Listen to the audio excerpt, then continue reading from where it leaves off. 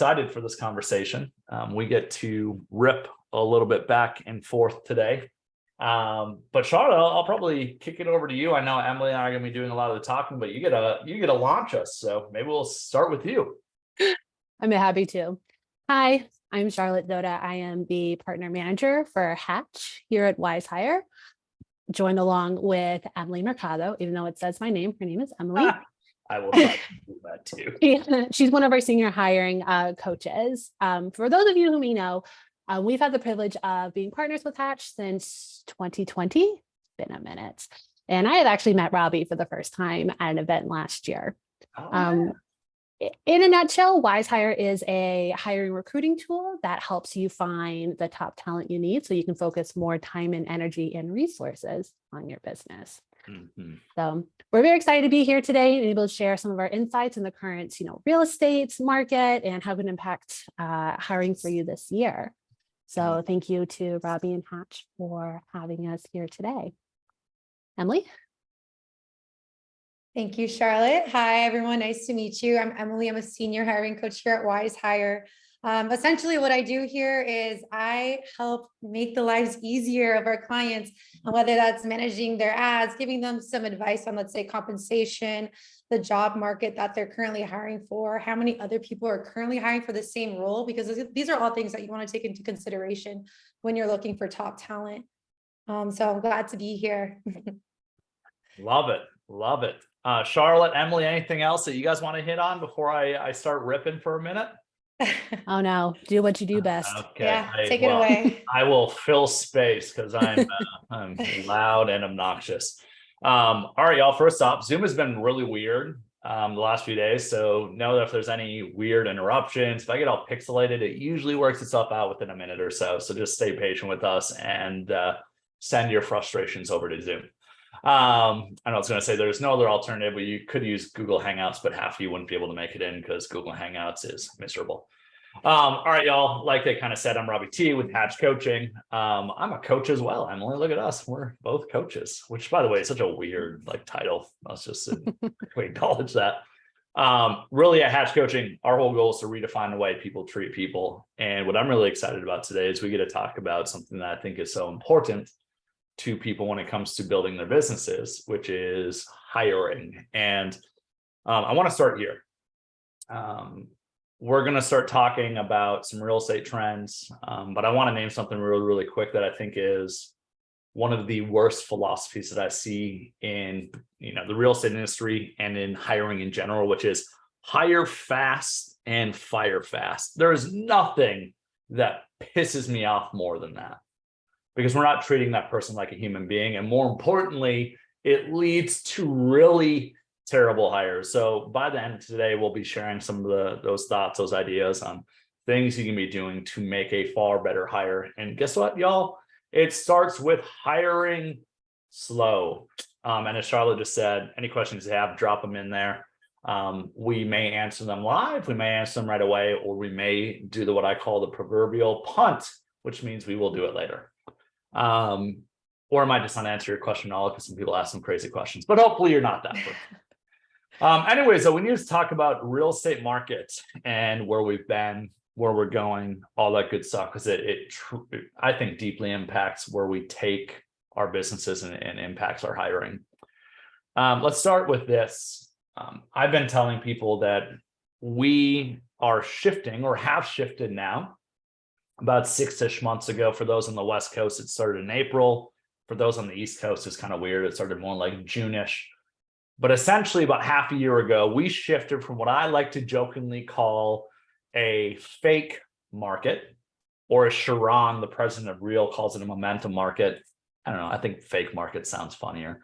So I'm going to call it the fake market. But really, it was a market where just stupid things were happening, right? We were in the market where there was an abundance of money. And here's how I would describe the market post-COVID was it was filled with a term in economics and psychology and investing known as irrational exuberance. Every single one of y'all should probably write that down. Irrational exuberance is simply the idea that people are doing really stupid things with their money and making really reckless decisions. And actually, I think in real estate, the decisions being made weren't that ridiculous, although writing an offer for $250,000 over asking and offering to name your baby after the sellers is pretty rational. Or giving away your season tickets to the New England Patriots, even though they don't have Tom Brady anymore, pretty irrational. Just lots of weird things were happening. And really what it came down to was there was so much money in the system. And the market that we saw post-COVID, I like to call was a perfect convergence. The reason we saw this fake or momentum market was the perfect convergence of a few different factors. Number one was all the money that was in the system from the federal government trying to prop the economy up after we shut it down. As we all know, the Fed literally pumped money into the system through what's known as asset purchases, which means they were giving money into the system so people would be, of course, more willing to spend it. So that's the first thing. The second thing, there was federal money everywhere, stimulus money. There was something known as, oh goodness, what was it? There was the act where small businesses got money for free and it was forgiven. There was money everywhere in the system and things were getting frothy. So that's the first piece. The second thing was millennials as a generation were delaying home ownership because they grew up with the Great Recession. When they became of age, they grew up in the Great Recession, which meant that they were delaying home ownership and cohabitating at record numbers. And then along comes a global pandemic. And now you're stuck inside your box and with your friends for 6 to 12 months. And I don't care how much you love those people. You want nothing more than to get the hell out of there. And that's what we saw millennials do. We saw a max exodus of them leaving inner cities, moving to the suburbs. The other big factor in this, so there was tons of money everywhere, federal money everywhere, right? Stimulus money, all of it. Rates were incredibly low, which goes hand in hand with the Fed. We saw generational changes happening. And then the final thing was we had underbuilt homes for the prior 20 years or for the prior decade, I should say, because of the Great Recession. Really what this was the perfect storm of all these things happening and literally hitting at the same time. This led to a shortage of supply, a abundance of demand because of extra money, which led to the fake market of 21 through basically middle of 2022. Well, y'all, if you study economics and you know numbers, what goes up usually comes down. And that's what happened was the Fed saw frothiness. You saw it happen. The worst places were in the crypto markets where people were buying these cryptocurrencies that were worth nothing. And I'm not here to say crypto's worth that, worth this.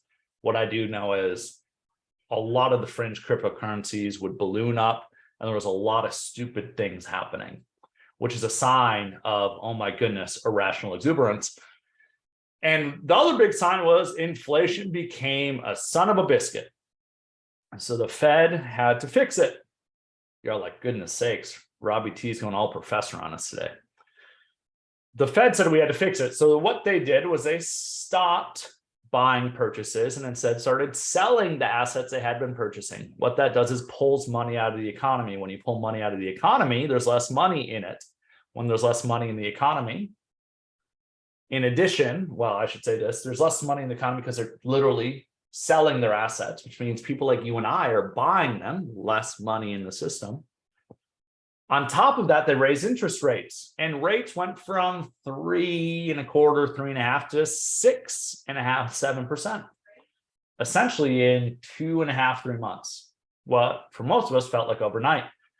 And let's just acknowledge this, y'all.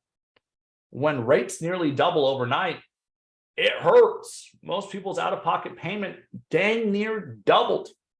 So what this effectively did was, although there was still a shortage of supply, which most people are still seeing, or they were, the demand, the irrational demand that we were seeing plummeted back down to earth.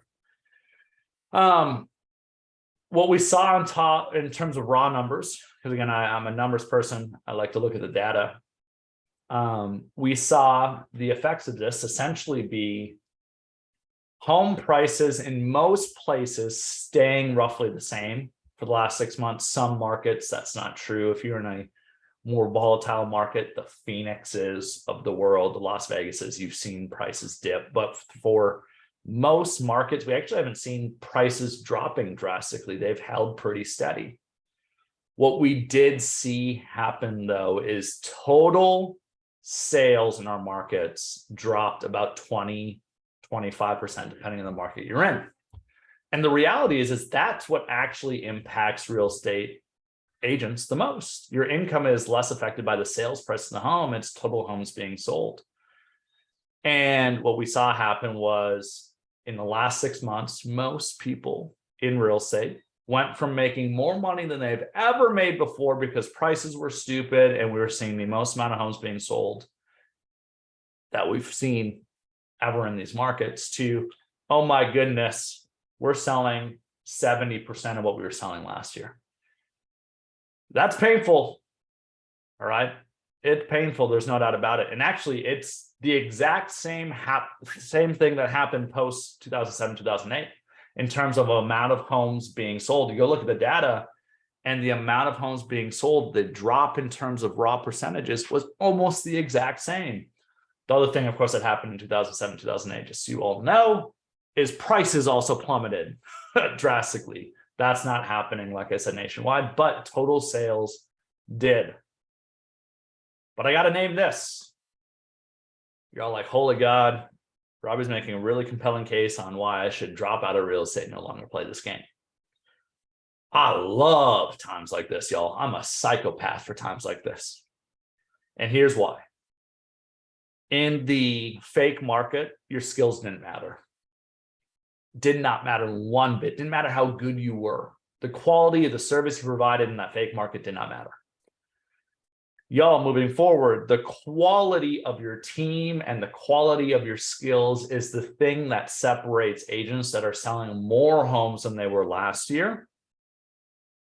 It is the teams that are selling more homes than they did last year from those that are selling almost nothing. This market is all about having the right people and doing the right things. And here's what I know about markets when they become irrationally exuberant. When you didn't need the skills for 2.5 years, even the best people that were in the game before that had phenomenal skills 2 years ago, their skills have eroded because you didn't use them. It's the whole adage. If you don't use it, you lose it. And then we have a whole nother category of people that are new since 2020 that have no idea what real estate is. They're like, what? What's a price reduction? Literally, these are some of the questions as a coach I have to answer. Like, how do I do a price reduction? How do I have a conversation with my client to talk about how the home didn't sell right away? How do I reset expectation? Y'all, these are the biggest things that need to be happening is I don't care who you hire or who you have hired, you have to make sure that you are helping them gain these skills to thrive in this market. But I want to end my history rant with this. It is during times like this, when seasons change, seasons shift, that we see people drop out of the game. And we're seeing it. There's estimations that about 275,000 agents are going to drop out, if not more. We're seeing people drop every single day. When things get tough, the herd gets thinned. And that's why I get excited, because 6 to 12 months from now, heck, even right now, those that are doing the right things and have hired the right people and made the investments in the right people and their skills, they are separating themselves from the jokers out there. The jokers are dropping, they're dying, they're getting a job at Home Depot. No offense to Home Depot, it's just the first thing I can think of. Hopefully none of y'all are huge Home Depot fans. You're getting a job over there and you're not lead generating anymore. If you want to win moving forward, you have to hire the right people. You have to help them attain the right skills. You got to practice, you got to role play, and goodness sakes, you got to lead generate. If you're willing to do that, you will not just come out of this a winner. You are going to massively separate yourself. This is separation season, y'all. Plant your seeds and cultivate. Emily, I've been ranting for a while and I'm sorry I get long-winded. What do you want to add? Where do you want to take this? Yeah, no, you're great. I think one thing that, for instance, like we discussed hiring the right people. One thing that Wizehire offers that's very unique is the DISC assessment, right? So yeah. taking advantage of that, looking at the type of candidate that you're looking for, and we were kind of talking about this prior, is once an applicant applies, sometimes you want to hire quickly, right? But you don't end up bringing on somebody that is exactly the right fit for the role. Oh yeah. So looking at that DISC assessment, looking at where this person's scoring and ensuring, for instance, one thing that we offer here is also highlighting their strengths and weaknesses and asking the right questions when you do make that initial reach out, highlighting their potential, where they might falter and seeing how they overcome that and taking that into consideration and not just being like, oh, I need to hire 10 real estate agents, 5 listing agents, and just bring them onto the team. Yep. Without them actually necessarily being a right fit for the role, because then, you know, you're going to end up losing more money and then you're going to start back at square one. And then 4 months later, this person isn't going to be successful in the role. And it might be because you hired too quickly rather than taking into consideration, is this person right? Is this person right for the role? And that's where the DISC assessment is a great tool. And that's something that we always encourage our clients to take advantage of, because it does give you kind of an insight of where this person is going to fit in your organization prior to actually bringing them onto the team. Well, I want to hit on 2 things that you just said. And I agree 100%. I think, let's be real, hiring the last 2 years prior to the shift, I think most people completely lost touch on how to hire well, because everybody's seen great. Oh, you can fog a mirror. Get in here. We got a place for you. There's money everywhere. There's homes selling. We'll make it fit. When, Warren Buffett says it best, you don't know who's swimming naked until the tide goes out. Well, the tide went out and we're seeing some unique swimsuits and some unique body parts, y'all. Obviously an analogy. But you see, the point here is that we are seeing people being exposed, and your hiring processes right now are probably being exposed because what you did a year and a half ago that brought people in, when the tide was rising, everybody seemed great. What I love about DISC is, first off, it forces you to slow down. I think you have to have a process. At Hatch, Realty and Hatch Coaching, we advocate a 9-step hiring process, slowing down the speed up. And it's really funny because I've always said this, like, the people you end up hiring, I don't really care what role it is, but usually, especially when your team is a little bit smaller, the people you end up hiring, you spend more time with them than your spouse. And y'all, I don't have to pay my spouse. Well, most people don't. I got to pay these people and I got to spend more time with them. And yet I see some people like, oh, I'm going to hire them 30 minutes into a meeting. I'm like, you're crazy. So that's the first thing. But what I love about DISC just gives you insights into their natural language. And one of the biggest things that I teach when I teach this to agents or teams is DISC is not at all saying that one person is better than another, right? There's different colors for the variety of reasons. Businesses need different people. What there is, though, there is hiring a person that is not the ideal fit for a certain role. And I have eliminated from my language that there's no such thing in the world as right or wrong. There's choices and consequences. And if I make the choice to hire quickly, here's what I know happens, which again, that's what people did the last 2 years because they had no time in their lives. They were like, I'm just going to hire the first person I can.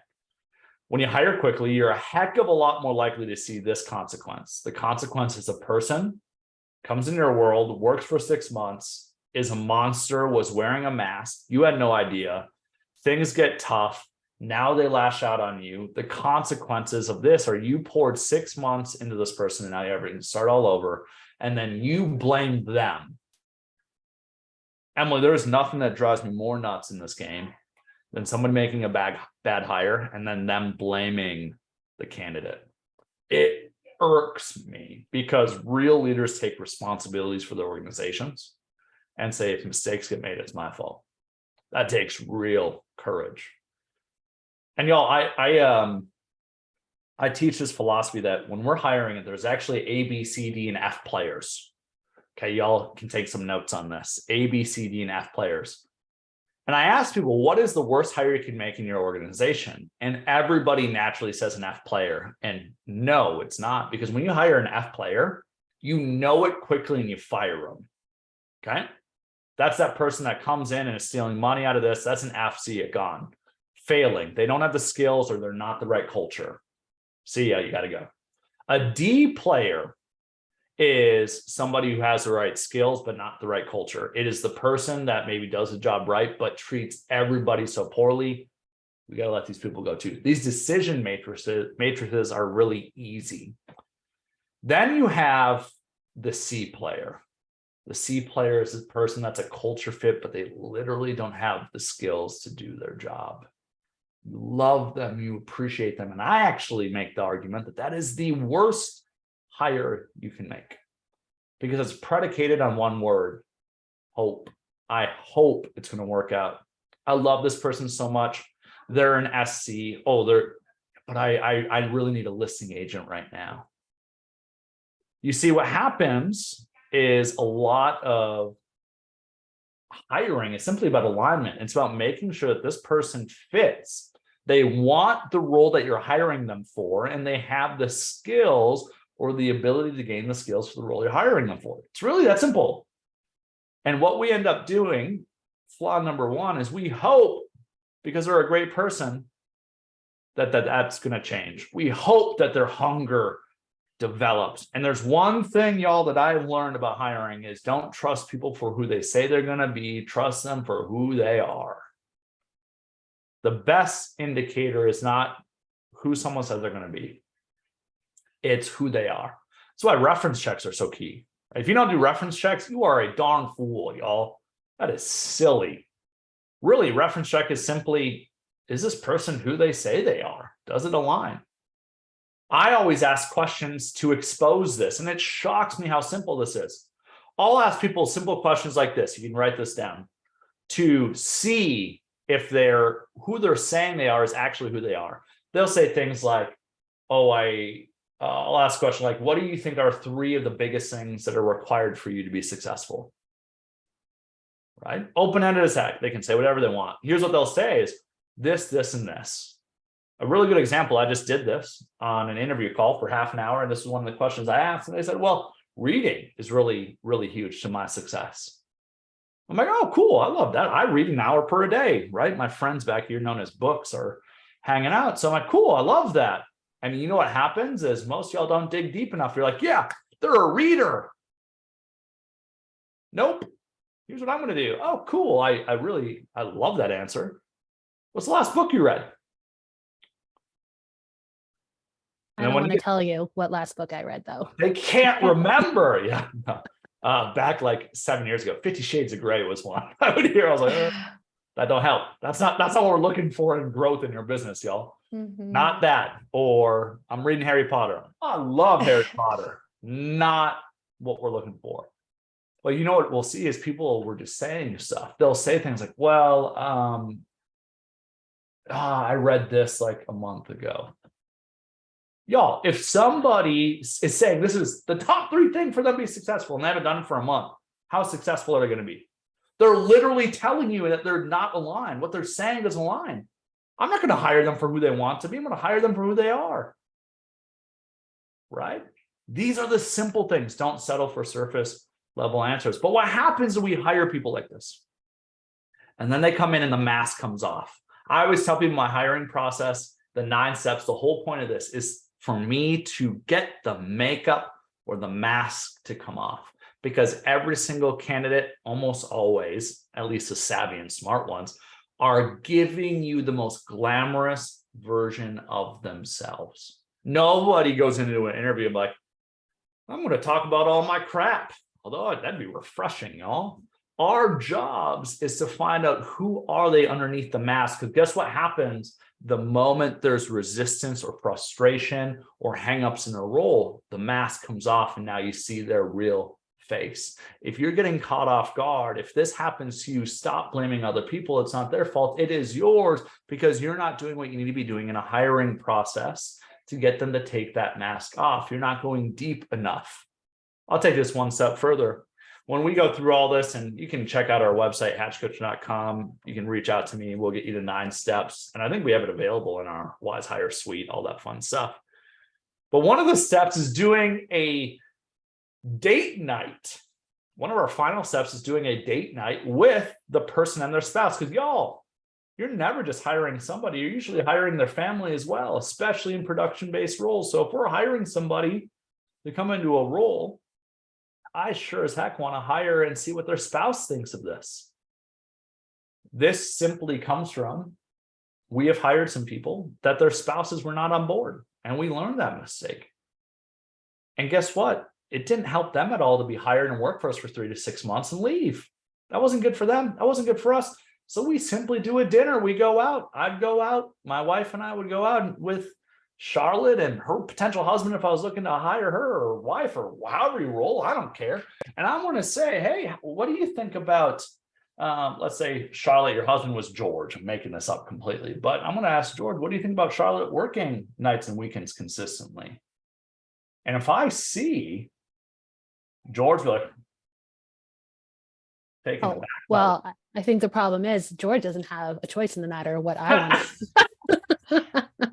Sure. If I want to work nights and weekends for you, I think that's my decision. Right? I will do it. And so if you are in a relationship, George's gonna be like, yeah, I love it. I support it. I'm all in on that. Right? Charlotte told me all about it. She does it anyways right now with all her side hustles. What you don't want to see is no chance. That's never going to fly. That's not going to be a good family fit.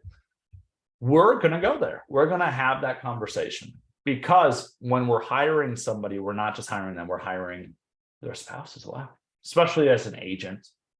Someone's got to watch the kids. Someone's got to help. Someone's got to help when they got to do that random showing.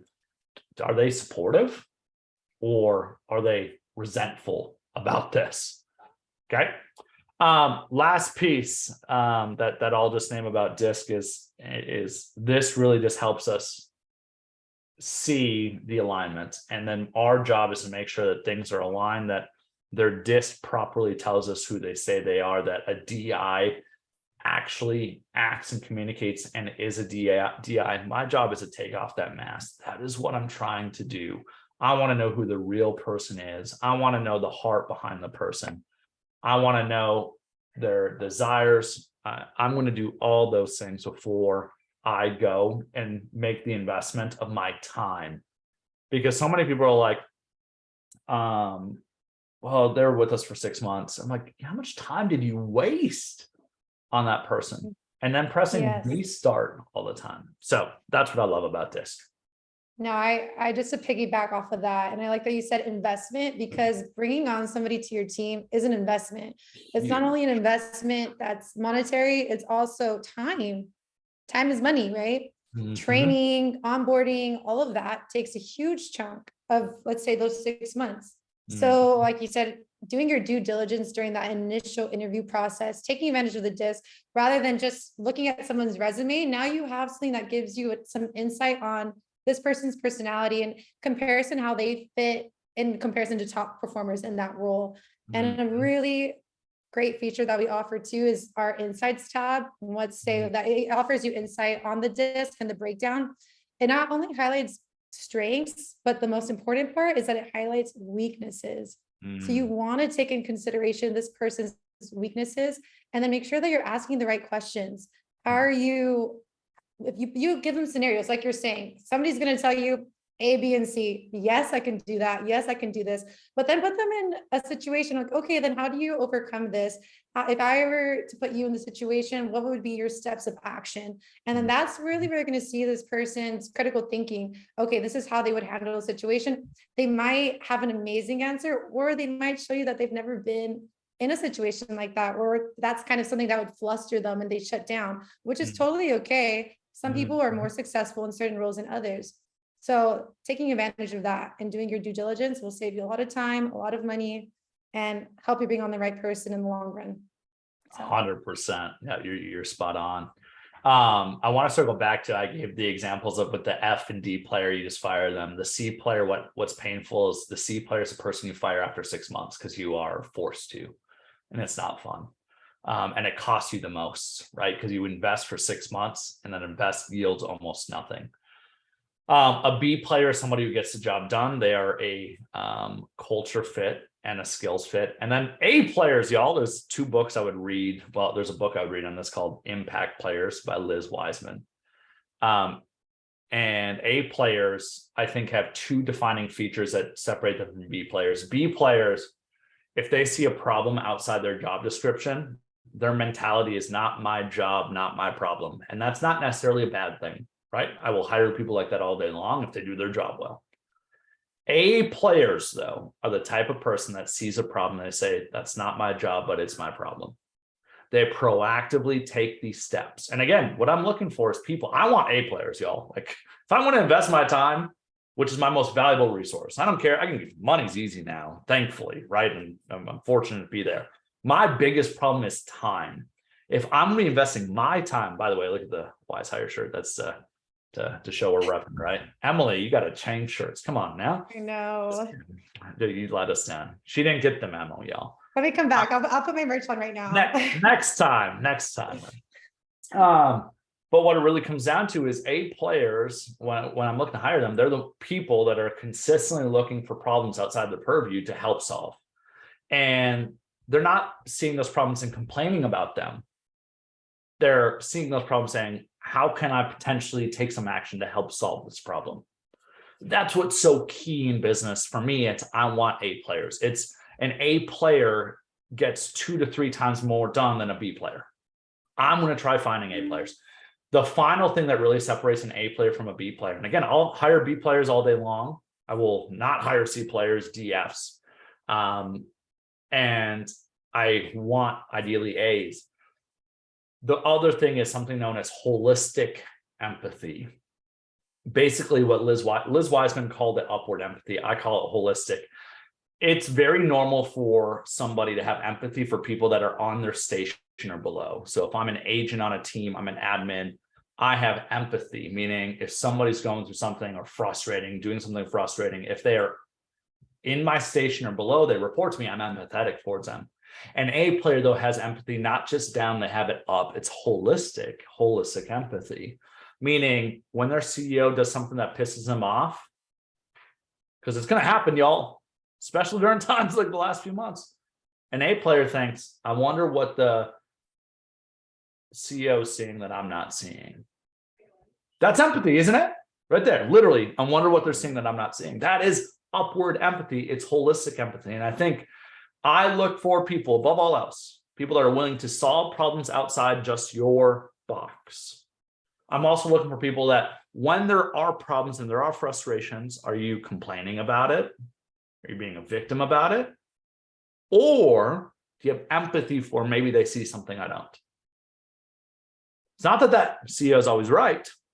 No, CEOs can be wrong, no doubt about it. But are they at least having empathy from their perspective? So for me, everything is about how do I hire A and B players? The solution to that, y'all, I think is a few things. And I think I just want to rip on this. And I'd love your thoughts, Emily. Number one is you got to slow down your hiring process. You got to have a system for it. And for me, I try to filter people out, very frankly. I throw hurdles in front of people like crazy to filter people out. Because what I've seen is if somebody's willing to jump an inch, they're more likely to jump a mile high. What I've seen is most people just keep their feet planted on the ground. And I don't want to hire that person, not an A player. So that's the first thing. Use Wizehire as your CRM for hiring for crimini's sake. That's what it is. Wizehire is your CRM for hiring. It allows you to sort people, and it's so simple for you to separate them and communicate with people. And when people are no longer being considered, for the love of God, just tell them. Be done with it and tell them and communicate it. Move people through the process. Use the tools that Wizehire gives you, DISC and values assessment, and then go throughout your process, validate it or invalidate it. Put hurdles in front of people. One of the other things that we do is we require people to do essay questions. They have to answer 6 essay questions that are really simple. And I'm not kidding. Some people literally will not do them. Okay, cool. I'm not going to hire you then. If you won't do that, that's okay. You're filtered out. Saves me time and energy. Also, you see how weird some people are through their answers to some essay questions like, who do you look up to and why? Some social skills are required for that. Some people will write one-word answers like my dad. Some people will write 9 paragraphs, too much, okay? So you'll see like this person can't communicate, even though they say they're a great communicator. And it's really funny because the founder of Wizehire, Jay Niblick, I'm going to toot his own horn. He doesn't brag, so I'll brag for him. Jay, I think, is one of the most brilliant people I know. He essentially is almost, I call him like one of the godfathers of the DISC assessment. Is that a good way to put it? Basically, Definitely. Dave Ramsey and Tony Robbins, for a while, I don't know if they anymore, used and licensed Jay's DISC assessment in their DISC assessment. They essentially white labeled it. So Jay is like the godfather of this. There is nobody better. But Jay also did one of the biggest analyses. I don't know how to say that word. I'm the dumbest smart person or smartest stupid person, you know. Anyways, he did an analysis of, I think it was 120 some thousand peak performers to find out what was the common trait of those top performers. And it wasn't hunger, it wasn't drive. I remember Jay telling and presenting that it was self-awareness. Self-awareness, y'all. And I wonder how much intentional thought are we putting into is this person self-aware? Are we even asking that, even though it's the number one trait? Because self-awareness is how we grow. Self-awareness is how we identify our failures. Self-awareness is how we know, oh man, I might have just hurt their feelings. Self-awareness is, am I communicating what I'm trying to communicate? Self-awareness is one of the biggest things that separates peak performers from those, which are really self-awareness is emotional intelligence is really what it comes down to. So what we're doing through all this, use tools that people want to do. Oh my God. But they don't read. Ooh, is he cutting up for you too, Emily, a little bit? Yes. Yeah, hold on a minute. Give it a minute.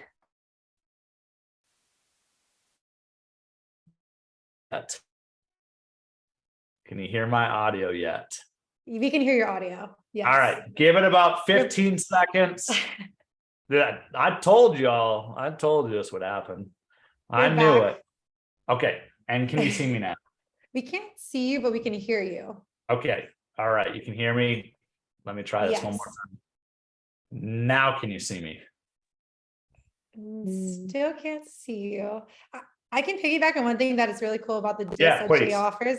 Yep. Is, you know, how you're kind of saying self-awareness, and Jay, I think, takes that into consideration too, because you see someone's DISC scoring and that's their natural perform. That's how they would naturally be. And he's entered something into the equation. It's called the adaptive scoring. Something that we don't really take into consideration, but people will answer what they think you want to hear. So they answer these questions and you see their adaptive scoring. And it's very interesting because then you compare it to their natural inclination to how they would actually be. And you always see quite a bit of a difference. And that's usually why someone's not successful in a sales role. That's probably more of a higher SIC, low D, but then they'll score high in their adaptive scoring for when they're taking the DISC assessment. Just something that's kind of interesting since you're touching on that point. It's brilliant. Am I back, by the way? Can you guys see me again? Yes, you're back. Yes, You're there back. we See go. you. It only was for 15 seconds. You're We're right. going to Google Hangouts. All right, we're going to Google Hangouts. Just kidding, just kidding. I didn't know what would happen. It's really weird. But I just want to take a moment, sorry, to No, you're good. jump in there. There was a question in the chat, and I think this is Yeah, something we need to talk sure. about too.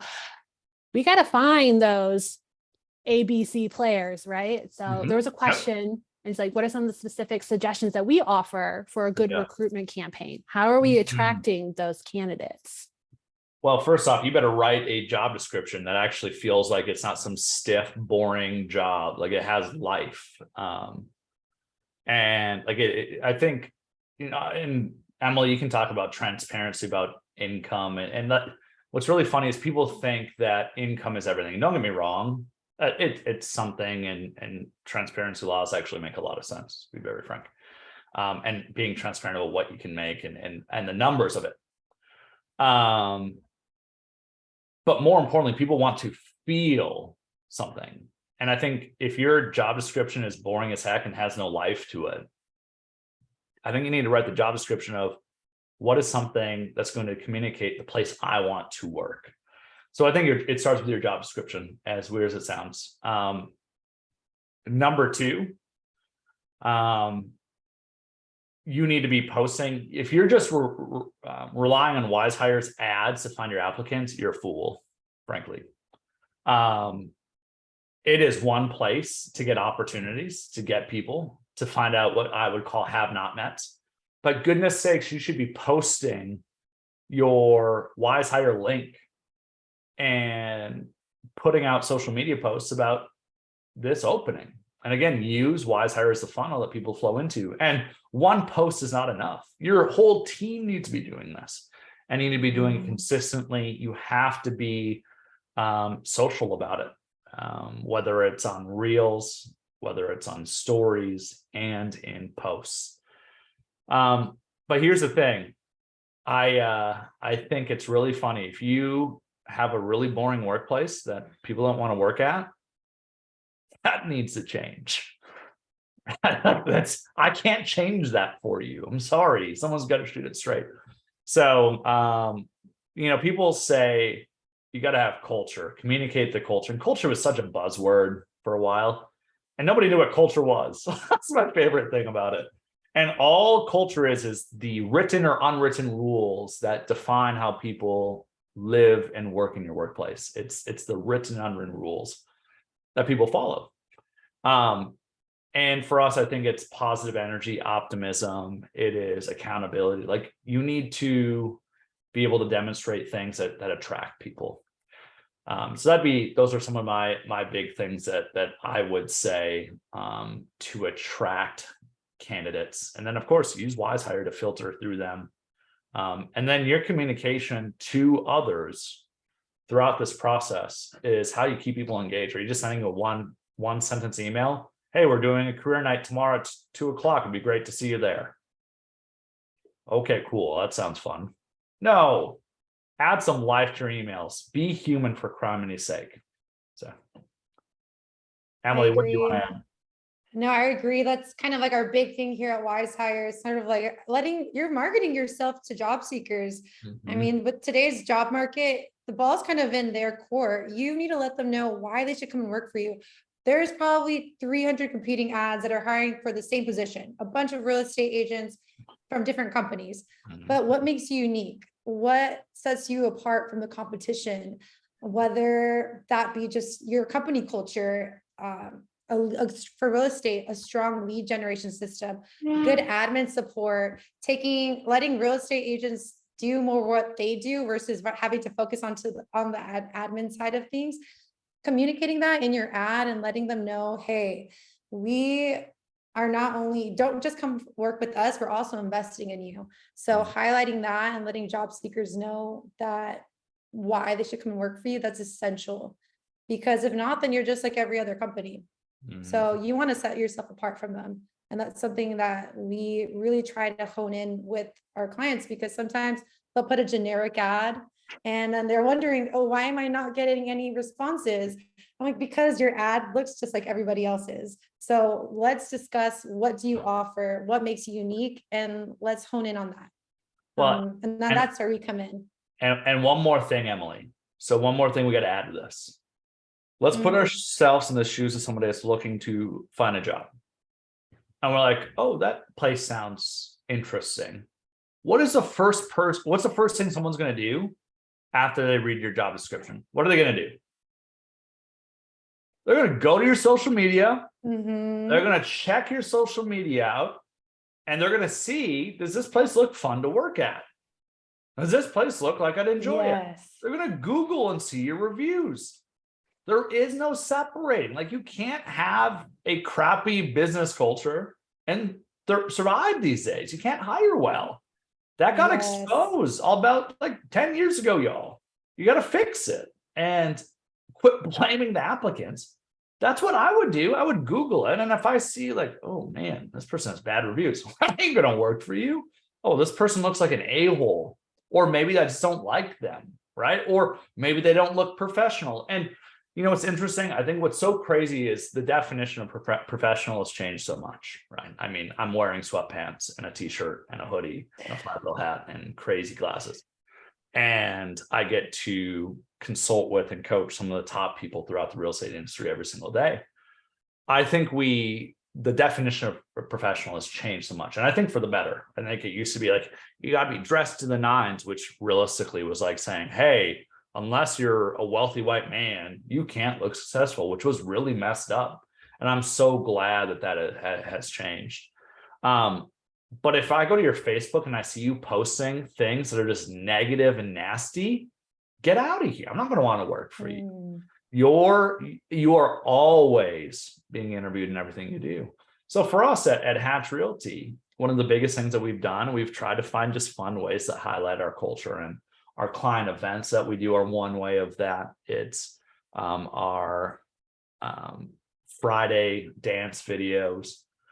For me, if you go to my social media, I like to just make fun of myself. I know nothing about Gen Z terms, which are just ridiculous, by the way. Sorry, Gen Z, or sorry, Charlotte, or others. I don't know. Just anybody. Oh, no, I'm an elder millennial. All right, well. Millennial over here too, so I'm not insulted. Hey, come on, y'all. So one of y'all would be you're like, hey, I'm not a Gen Zer. Millennial. We don't use those weird terms like guap and period and all these weird terms. But I like to do things that are kind of funny. I also know nothing about pop culture at all, like literally nothing. So I like to make fun of myself, but it's in a funny, lighthearted way. So what is your social media? What is your online presence saying about you? And what are they saying? And your key people. And you got to be thinking about, what is that message that people are seeing? What happens? It used to be, what happens when someone Googles you?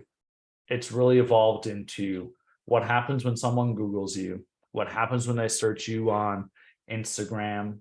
Not so much on TikTok. TikTok is such a unique thing because 99% of the content is made by 0.01% of the creators, right? Lots of consumption, very little creation. Instagram is much more flat in terms of creation. Like, people have a profile. And then Facebook, of course, is people post on Facebook a lot more frequently. But people aren't usually going like, I'm going to go to Charlotte's TikTok to see who she is. They go to her Instagram and her Facebook. So, anyways, those are my thoughts. I agree. Even when we bring on clients, we look at your online platform and we see what your presence is. Yep. It's just a virtual world that we live in. Everything's so accessible. If you can Google somebody, think about this: job seekers can Google you just as easily. If they see that you have a 3.0 stars on Glassdoor, and you might say, hey, I offer this and that, but then other people are saying I wasn't treated rightfully. It's going to hurt your hiring efforts. So having a positive online presence is essential as well. So I agree. And when you make mistakes, own up to them. Everybody makes mistakes. It's honestly that simple. What's really funny is, notice that we didn't say they go to your website. People don't care about your website anywhere near as much when they're looking to get hired. It's, what is that profile showing me? That seems more authentic to them. That's the world we're in. All right. Anything else that you all think we should hit on before we go into Q&A? I definitely just want to bring up something because I think it's very relevant. Sure. And Emily can back me up on this. One of the, I believe it's the second most searched thing on when job seekers are looking for a job is compensation. And so at Wizehire, we do encourage all ads to have a number in there, whether it's a commission-based type position or an actual salary. But I mean, you probably have heard a little bit about this, or a lot of it. States are passing compensation transparency laws. So Emily, I don't know if you want to just mention that a little bit. I think it's very relevant. Yeah. Yes. So moving into 2023, most states are implementing compensation transparency laws where employers, upon offering a job, are going to have to disclose to applicants their minimum and their maximum salary options. And let's say also you offer somebody a promotion. If an applicant, or if that person that you are offering that promotion to asks you, how much people in that current role are making, employers are going to have to disclose that. And just kind of keeping that in mind, staying a step ahead of the game, we already encourage employers to be transparent with applicants and have compensation. I know with real estate, sometimes it could be a little bit tricky because it tends to be more commission based. So what we encourage employers to do is to advertise at plan earnings. So that's essentially, it's not a guarantee in salary. You're not over promising. You're just letting them know this is a potential that they can earn if they were to meet that sales quota. So, and another great thing that we do offer too, is when you're creating that ad and you're putting your location, you're putting the role, our system will generate our recommended average for the role and then our competitive salary. So essentially the average is what most people are making in that position, but then the competitive salary is essentially what top performers are making. And taking it a step above and advertising at plan earnings with a competitive salary will give your ad not only better visibility, because most job seekers, they apply compensation filters. I think most of us do. If you're looking for a new job, you know, this is how much I want to make. And if that's not, I'm going to filter through. And if your ad isn't, number one, showing that compensation, or number two, meeting their minimum, then it's going to not have good visibility. It's not even going to be seen. And then once again, taking into consideration these laws are getting implemented. That's very important. Emily, one quick question for you on that. And I hail from North Dakota. I made a joke about this. You're saying The wild, wild west, but I think a lot of this stuff makes total sense to affect or fix a lot of the issues we've seen in transparency and hiring. So I'm actually supportive of it. Anyways, when it comes to the commission-based role, you had used language there that I didn't quite understand or hear that we should use for posting. Explain that a little bit further. So if we have an agent role that if they do the right things and based off of our average agents, they're going to make $100,000+ a year. How should we post that? Like, what should that look like? Yeah. So what we recommend is at plan earnings. Plan earnings. At plan earnings. So that is the potential that you can make. So your at plan earnings, that's what you can make, but it's not a guarantee in salary. This is what we recommend commission-based roles. That's how we recommend advertising that. So in the compensation range, let's say your top performers, if we're advertising at a competitive salary, are making $150,000 or $105,000 a year. You'll put that plus at plan earnings. So that's the potential that they can make, not a guarantee in salary, but if they hit their sales quota, that's what you are potentially going to be able to earn, but you're still being transparent because obviously it's not a guarantee. So it's just a way for commission-based rules. Sometimes because we have clients that say, oh, well, I'm not offering an official salary. This is just commission. So I don't want to be dishonest, which we completely get as well. It's like, I don't want to say you're going to make this much without it's all about input, right? If you can sell, you can make this much. So that's where the at plan earnings comes in. You let them know if they meet the mark, if they meet that sales quota, they could be earning that much. So that's how we recommend that sales and commission-based roles advertise. Emily, is there any other ways that you see people communicate at plan earnings, or is it you recommend only at plan? Is there any other language patterns that you recommend, or is that pretty specific? And if so, why? Yeah, we recommend at plan. Some people advertise it as at plan earnings, or you can do at plan commission. If you want to, if some people, those two words are kind of interchangeable, earnings or commission.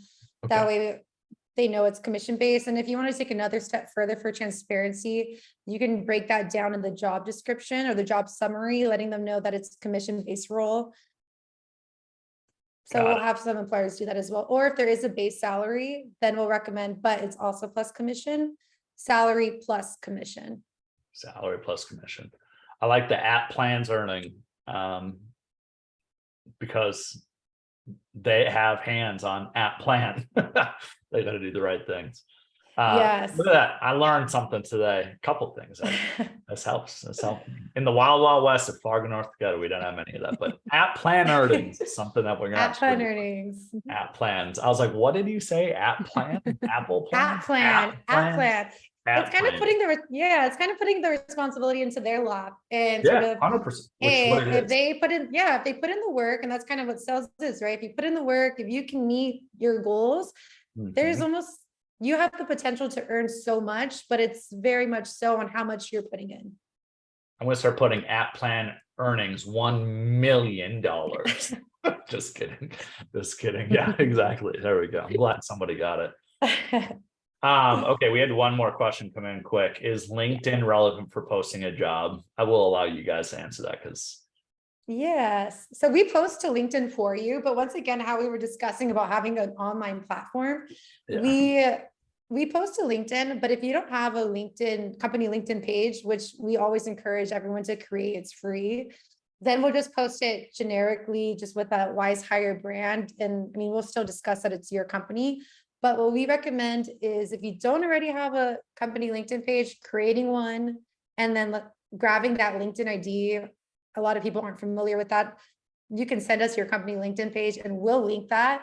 That way, when we post your ads to LinkedIn, candidates will apply, but they'll also be taken to your LinkedIn page and kind of gives them a little bit more of a background of your company. So we encourage you to have a company LinkedIn. We're posting to LinkedIn for you, but having that company LinkedIn page will help you tremendously in regards to having that online platform, kind of like we were talking before. Cool. All right, Charlotte. Okay. There's none any more questions. Anyone? Speak now forever, hold your peace. No, you don't have to hold your peace, but thank you again for both of you joining here, and thank you for everyone hanging out with us, and I hope everyone has learned a little something. But if you are a Hatch client and you'd like to learn a little bit more about Wizehire, you're more than free to reach out to me. I'll drop my email address in the chat, but it's just charlotte@wizehire.com. Super simple. But if you're joining and you want to maybe know more about Hatch and their coaching services and resources, I will also share their link in the chat and Robby's contact information. Feel free to reach out. And then also really quickly, if you would like, I have a little bit of a survey just to get your guys' thoughts and feedback on how the session went today. It really helps us. Takes about 3 minutes, but no pressure. And I'll drop all that info in the chat before we wrap up. And then Charlotte, you're too kind. I'll apply the pressure. Do the dang survey and tell us if we were good or not. Holy. There we go. Look at this. Different colors, right? Charlotte's being all fine and I'll be the a-hole. I'm say I'm a high IS. Being challenging is not part of like and I'm my skill set here, like to be decisive like that. While I put that info in the chat, I do see someone squeaked in with one more question. So I wonder if we can just squeeze that in really quickly. It was just, what is the correct term? At plan or at plan earnings? I did put in the chat, it would be at plan earnings. Yeah. AT space PLAN. I almost misspelled that. Almost. Yes. Proud of me. I was like mentally, you ever spelt words and like that doesn't seem right. So at plan. At plan. At plan. There we go. Nobody's gonna forget at plan earnings today. That's her goal. We're grilling it in. Yeah, exactly. It's really in their minds now. In their minds. And then let me just share your info and perfect. Good to go. Yeah, mine is just Robby T. She posted at hatchcoaching.com or go to Hatch Coaching or hit me up on social media, Instagram, DM me, all that fun stuff. We are giving away, Eric and I wrote a book called The Perfect Real Estate Agent Blueprint. If you want a free copy, just send me a message, search Robby T on Instagram. You'll find me or Eric Hatch and just message us, say free book, my man, or whatever the heck you want. Let me know you want a free book. We'll get you it. You just got to pay shipping and handling. So look at that hard sales pitch there for you all today. Oh, I just learned, thank you, that our attendees are unable to view the chat. So Oh, that is weird. Well, So here. you've been chatting to yourself this whole Pretty much. Pretty Yeah. much. Okay. I think you've been chatting to me because I haven't been able to see their questions. That is funny. We're chatting with each other. We will make sure to send you the things that we put in the chat in the follow-up email. How about that, Yeah, Charlotte? we will do all of Yeah. that. There'll be We a had- copy of the recording as well. And we'll also do an RN, like a little write-up too, on our blog. So Perfect. Don't And then worry. they'll have the link to do the give feedback as well. mhm, Unless somebody exactly. wants to go to HTTPS. No, please don't do that. Just kidding. Much too long. Okay. Yeah, I agree. Thanks for whoever told us that you can see the chat. Sometimes we Thank you. fail and have no clue. I know. So adapt and overcome, my friends. All right, that's all I got today. I gotta get running. Good seeing Okay. y'all. Thank Emily, you. Charlotte, super great. Yeah. Much love, y'all. See ya. Bye. Bye, guys.